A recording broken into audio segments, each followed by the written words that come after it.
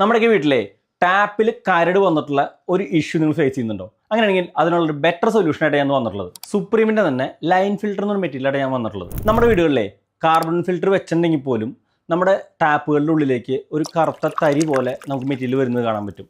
അത് നമ്മുടെ ടാപ്പുകളുടെ ബ്ലോക്കേജ് വരാൻ സാധ്യതകളുണ്ടാവും. അത് ഒഴിവാക്കാനായിട്ട് നമുക്ക് എന്ത് ചെയ്യാൻ പറ്റും? ഈ മെറ്റീരിയൽ യൂസ് ചെയ്യാൻ പറ്റും.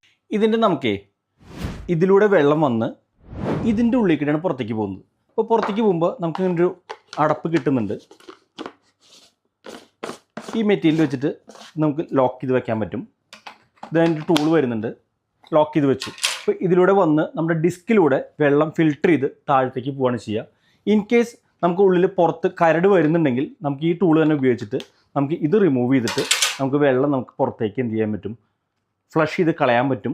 അതുപോലെ തന്നെ നമുക്ക് ഇതിൻ്റെ ഉള്ളിൽ ഭയങ്കരമായിട്ട് കരട് വന്ന് അടഞ്ഞിരിക്കുകയാണെങ്കിൽ നമുക്കിത് റിമൂവ് ചെയ്തിട്ട് നമുക്കിതിങ്ങനെ ലൂസ് ചെയ്യാൻ പറ്റും. ഇത് വിട്ടുപോരില്ല.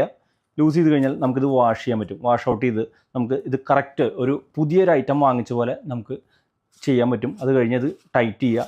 ഈ ഡിസ്കിൻ്റെ ഇടയിൽ കൂടെ നമുക്ക് ഫിൽട്രേഷൻ നടക്കുന്നത് തിരിച്ച് റീഫിക്സ് ചെയ്യുക. നമ്മുടെ ടാപ്പുകൾക്ക് എല്ലാത്തിനും, ഇപ്പോൾ നമ്മുടെ ഹെൽത്ത് ഫോസറ്റ് ആയിക്കോട്ടെ, ടാപ്പുകളായിക്കോട്ടെ, എന്തിലേക്കുള്ള കരടില്ലാത്ത വെള്ളം വരുന്നുള്ള നല്ലൊരു സൊല്യൂഷനാണുള്ളത്. നമുക്ക് റെക്കമെൻഡ് ചെയ്യാൻ പറ്റും.